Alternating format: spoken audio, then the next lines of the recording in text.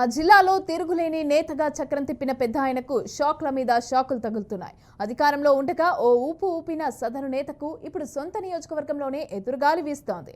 ప్రధాన అనుచరులు ఒక్కొక్కరిగా చేజారిపోవటం, కుమారుడు డీసీసీపీ చైర్మన్ పదవి కోల్పోయాడు. దీంతో తన రాజకీయ వారసునిగా కుమారుడి పేరు ప్రకటించిన పోచారం పార్టీ పగ్గాలు కూడా ఆయనకు అప్పగించారు.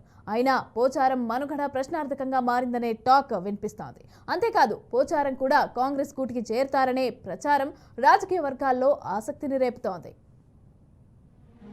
ఉమ్మడి నిజామాబాద్ జిల్లాలో పరిచయం అక్కరలేని సీనియర్ నాయకుడు. బీఆర్ఎస్ అధికారంలో ఉండగా మంత్రిగా, స్పీకర్ గా పనిచేసి జిల్లా రాజకీయాల్లో చక్రం తిప్పారు పోచారం. అసెంబ్లీ ఎన్నికల్లో పోటీ చేసి విజయం సాధించినా ప్రస్తుతం ఆయనకు సంతోషం లేకుండా చేస్తున్నారు ఆయన వర్గీయులు. రాష్ట్రంలో అధికార మార్పిడి జరగడంతో పోచారం అత్యంత సన్నిహితులు, అనుచరులు ఒక్కొక్కరుగా కారు దిగి హస్తం గూటికి చేరుతున్నారు. ఇలా బాన్సువాడ నియోజకవర్గానికి చెందిన కీలక నేతలు హస్తం పార్టీలో చేరిపోతున్నారు.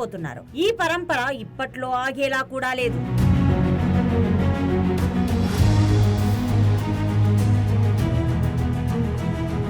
పోచారం శ్రీనివాస్ రెడ్డి అండతో ప్రజాప్రతినిధులుగా ఎదిగిన నేతలు సైతం ఇప్పటికే హస్తం బాట పట్టారు. ఆపేందుకు ప్రయత్నం చేస్తున్న మాజీ ఎమ్మెల్యే ఏనుగు రవీందర్ రెడ్డి నియోజకవర్గంపై పట్టు పెంచుకుంటున్నారు. పోచారం కుమారుడు భాస్కర్ రెడ్డి డీసీసీబీ చైర్మన్ గా కొనసాగుతుండగా పట్టుబట్టి ఆయనపై అవిశ్వాసం పెట్టించి సాధించుకున్నారు. కుమారుని చైర్మన్ పదవి సైతం పోయింది. ఇలా పెద్ద ఆయనకు దెబ్బ మీద దెబ్బ పడుతోంది. ఈ క్రమంలో కొందరు ఆయన సైతం కాంగ్రెస్ లో చేరుతున్నారంటూ ప్రచారం చేయడం, ఆయన కూడా ఇబ్బందులను అధిగమించేందుకు కాంగ్రెస్ బాట పట్టే అవకాశాలు ఉన్నాయనే టాక్ రాజకీయ వర్గాల్లో చక్కర్లు కొడుతోంది.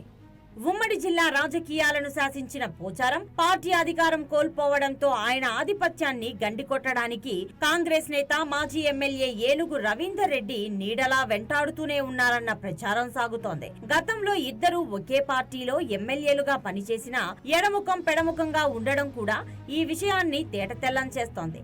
ఎల్లారెడ్డిలో కాంగ్రెస్ అభ్యర్థి జాజల సురేందర్ ను గెలిపించడంలో పోచారం కీలకంగా వ్యవహరించారని కసితో ఉన్న రవీందర్ రెడ్డి పోచారానికి రిటర్న్ గిఫ్ట్ ఇవ్వాలని మొన్నటి ఎన్నికల్లో పోచారంపై పోటీ చేశారని పార్టీ వర్గాలు చెబుతున్నాయి.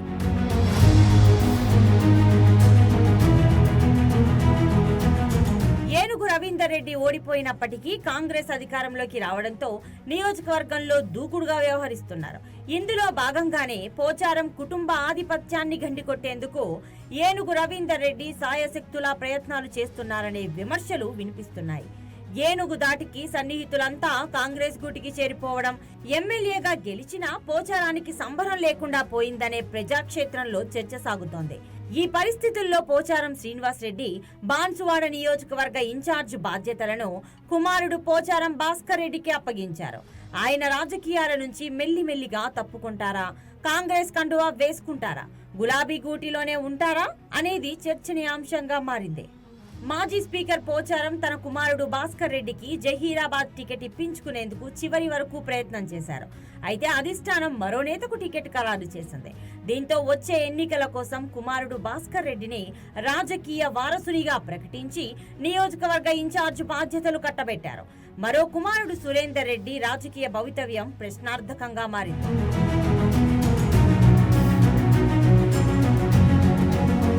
పట్టు కోసం ప్రయత్నిస్తున్న రవీందర్ రెడ్డి ప్రయత్నం ఫలిస్తుందా? పోచారానికి ఉన్న ఆదరణ ఆయన కొడుకులకు ప్రజల్లో ఉంటుందా? ఏనుగు ఢీకొట్టి గులాబీని కాపాడుకుంటారా? రాష్ట్రంలో కాంగ్రెస్ అధికారంలోకి వచ్చిన తర్వాత బీఆర్ఎస్ గ్రాఫ్ కూడా బాగా పడిపోయింది. ఈ నేపథ్యంలో పోచారం కాంగ్రెస్ బాట పడతారా? ఏనుగు అందుకు అంగీకరిస్తారా? మరి పోచారం పయనమెటు అనే ప్రశ్నలు ప్రజాక్షేత్రంలో వినిపిస్తున్నాయి. ఇలాంటి పరిస్థితుల్లో పోచారం, ఆయన కుటుంబం భవితవ్యం ప్రశ్నార్థకంగా మారిందని, వాటి నుంచి పోచారం ఎలా బయటపడతారనే చర్చ రాజకీయ వర్గాల్లో ఆసక్తి రేపుతోంది.